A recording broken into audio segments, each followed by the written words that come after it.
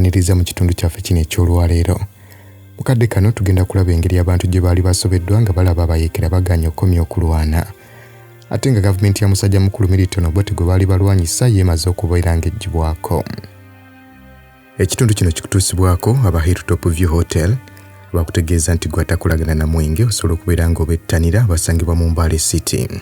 Ate era nga nkujjukiza Lubega Designs abasangibwa ku Lumu Street ku kizimbe kya Jemba Plaza abatunga amasuuti, amakooti ssaako n'engoye endala zonna. Olwo enteesaganya ez'emirembe zaali zigenda mu maaso mu ggwanga erya Kenya nga zikubirizibwa pulezidenti w'eggwanga eryo Arap Moi. Obula ng'enakusomeza 24/1985 enteesaganya zino zaasooka ne zigaana ng'enakusomeza 24/1985 era nga bwe zigaana mu kaseera ako chairman wa High Command Yoweri Museveni kyava alagira abayeekera abaali mu nsiko okubeera nga balumba ezimu ku nfu z'amagye ga UNRA ez'abali okumpi. N'ategeeza nti babakube oba babategeeze bawanike. Bino okubeerawo Gino Titokero yali ategeezezza bannayuganda ng'olutalo bwe luwedde kubanga omusota omunene ng'ategeeza Museveni yali agukudde amannyo nga tegukyasobola kuluma. Olwo obusozi bwonna obukola Kampala ebibinja by'abakwata mmundu buli kimu kyali kyefunzizzaako kamu. Olwo abantu ba bulijjo nga basobeddwa n'okusoberwa kibinja ky'ekifuga kitundu kye. Abamu ku beefunze obusozi buno kwe kwali abamu abaali abamagye ga UNRA abafuna aba UNRF Fedemu ssaako ne UFM era nga hotels ennungi ezaali ziriraanye obusozi buno bano mwe baabeeranga. Ekiragiro kya musajja mukulu Museveni we kyatuuka eri basajja be abaali mu nsiko buli unit n'etandika okubeera ng'etambula okubeera ng'erumba ekifo ekyali kigiriraanye.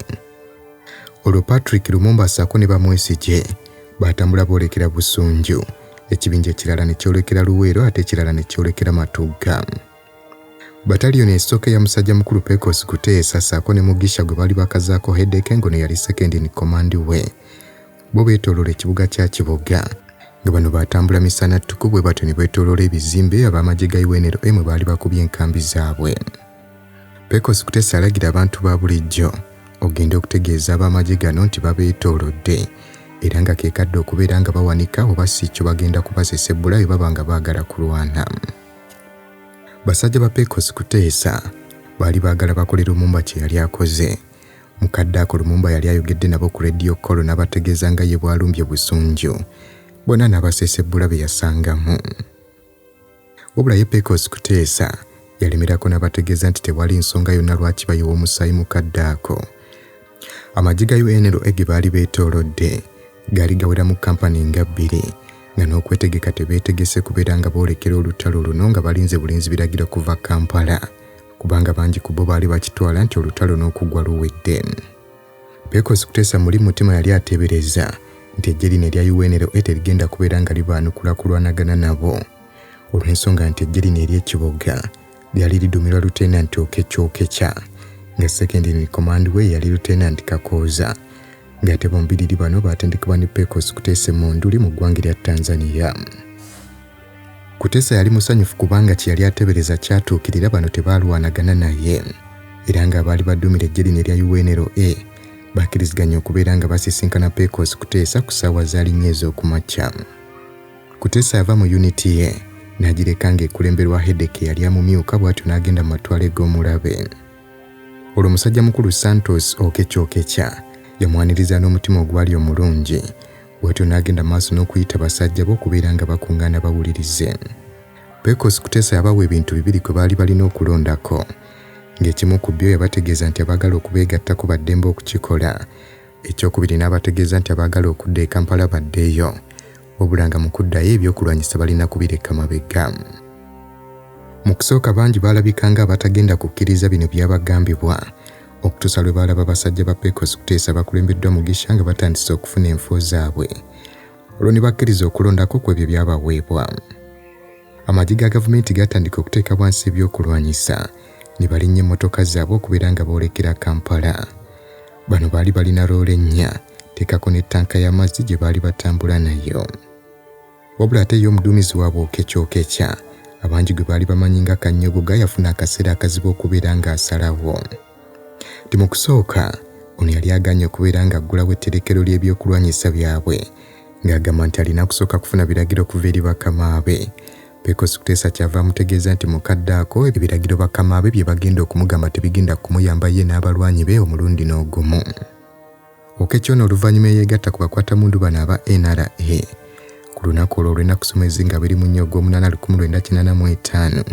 Webale kunyumirwa byafaayo, naye okimanyi nti buvunaanyizibwa bwaffe okulwanyisa omusujja gw'ensiri nga tusula mu butimba? Naye jjukira nti waliwo ensiri ezituluma nga tetunnaba kwebaka. N'olwekyo ezo zeewale nga weesiiga Ropa Free Mosquito Repellent. Tewali nsiri ejja kuluma. Ropa Free Mosquito Repellent ojja kumusanga mu pharmacies nga Friaka ewandegeya, Spring ne Camcare ku Wilson Road ne Mega Supermarkets opposite Old Tax Park ne Garden City. A'udhu billahi minash shaitanir rajim. Bismillahir rahmanir rahim. Assalamu alaikum wa rahmatullahi wa barakatuhu. Nze Haji Kaboggoza omusomi w'edduwa ntereeza ensonga z'amaka ebyenfuna n'endwadde ezitategeerekeka. Haji Kaboggoza omusomi w'edduwa nsiŋŋaanibwa Ekitigoma ku lw'Ejjinja. Bw'obanga otuuse Ekitigoma mu ttawuni ku stage osobola okuba ku nnamba z'essimu ezo z'olaba zitambula.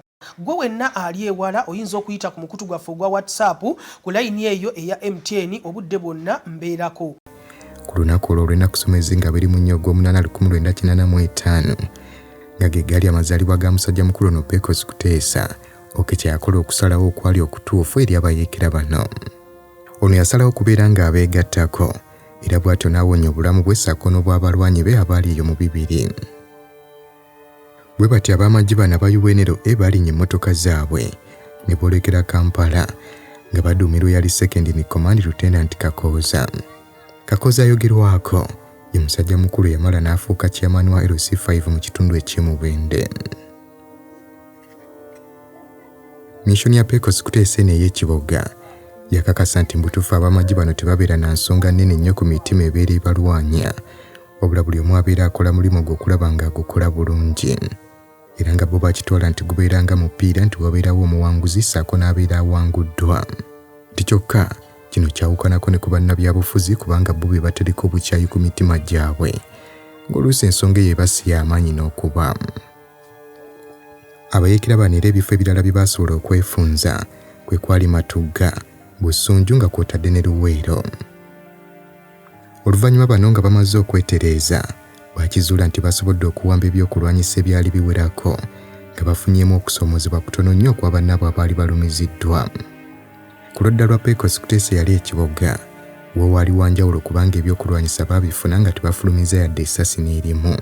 Teekako n'okubeera nga baafuna omulwanyi ow'amaanyi ate yali omuduumizi omulungi gwe baali bajje ku gavumenti. Okuva bano olwo baakola ekikolwa ekyo, obubaka bwatandika okubeera nga busaasaana balwanyi ba gavumenti ne bakizuula nti abayeekera bano si batujja oba nti bakola ebikolobero ebitali bya buntu nga gavumenti bwe yalinga egenda mu maaso n'okusiiga ekifaananyi kyabwe. Olwo ab'amagye ga gavumenti bangi batandika okubeera nga bagaddukamu nga bwe beegatta ku bayeekera bano aba NRA mu kaseera ako. Engambo nnyingi zaatandika okuba nga zitambula ezaamaliramu ddala abalwanyi ba gavumenti amaanyi.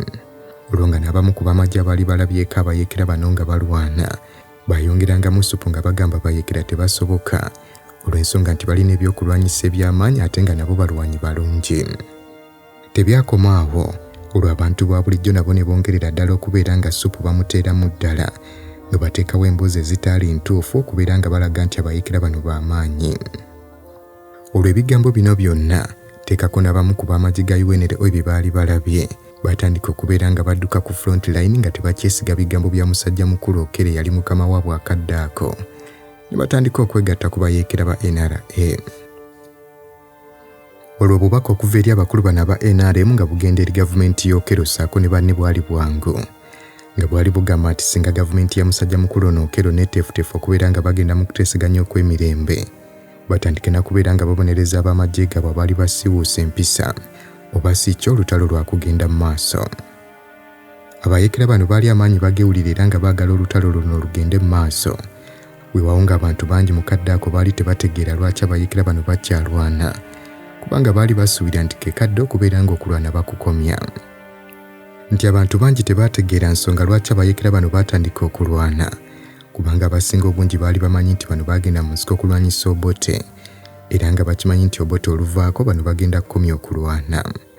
Pecos Kuteesa agamba bantu batono nnyo abaali bakimanyi nti singa amagye ga UNL gasigala mbuyinza, Uganda teyinza kubeera na mirembe. Ng'ensonga lwaki balina okulwana okulaba nga bonna babamalirawo ddala, so si kubeera ng'olutalo balukomye olw'okuba Milton Obote yali avuddeko.